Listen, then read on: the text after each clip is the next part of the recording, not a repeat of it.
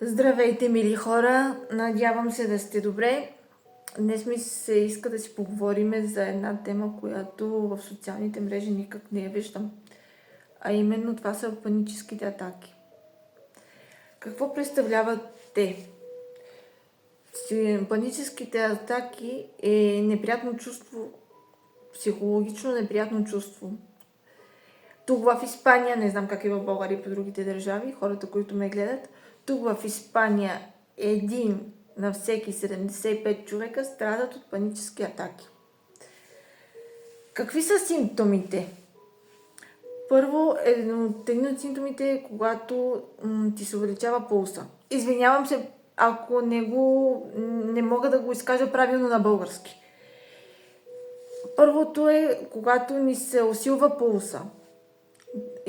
Второто е изпотяване, чувството, че ще припаднеш, страх от загубата на контрол, страх от това, че може да умреш, треперенето,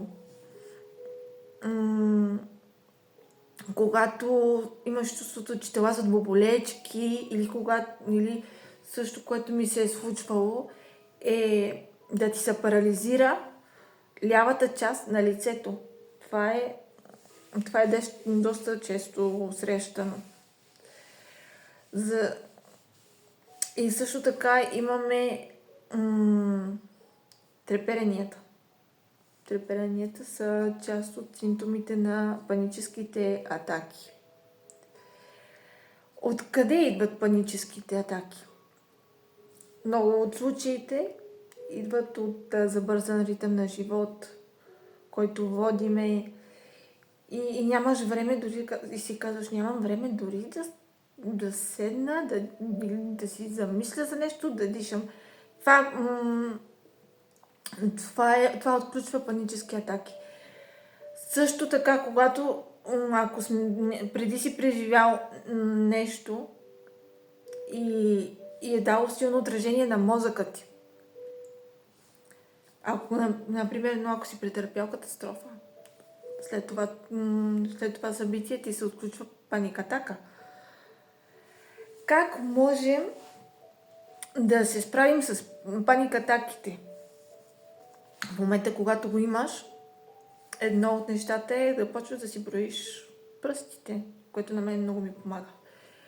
Броиш си пръстите на ръцете, на краката, концентрираш се върху това, което чувстваш. Дали са ти нежни ръцете или ти драскат. Концентрираш се в това. Дишането. Дишането е важна част от паническите атаки. Техниката, която на мен най-много ми помага, е когато си поемаме въздух за 5 секунди, задържаме го за 5 секунди и отпускаш 5 секунди. Изкарваш въздуха за 5 секунди. Другото, което е да слушаш музика, да спортуваш. Ако си, например, на някое място, което има много хора и се задушаваш, излез от там или отиди до банята, измий си лицето. Това също много, много помага. Какво да правиме след паническите атаки? Първото, което е важно, е да потърсим помощ. Да потърсим помощ, как да преодолеем страха, как да реагираме в такива случаи. Другото, което за мен е важно, е да не се затваряте. Когато усещате, че имате паникатаки, не се затваряте в къщи. Напротив, излезте. Разходката винаги идва добре. Ако ще ида студено и в жега, няма значение. Излез да се разходиш, това изключително много помага. Спорт. Всеки ден да спортуваш или да правиш някакво упражнение. 10 минути, 15 минути.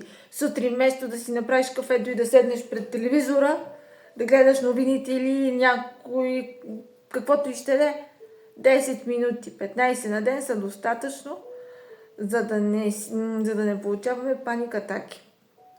Спането е много важна част. Почивката на тялото е изключително важна част. Сменя си начина на живот. Храните също влияят. Когато имаш нездравословен начин на хранене, това ти влияе.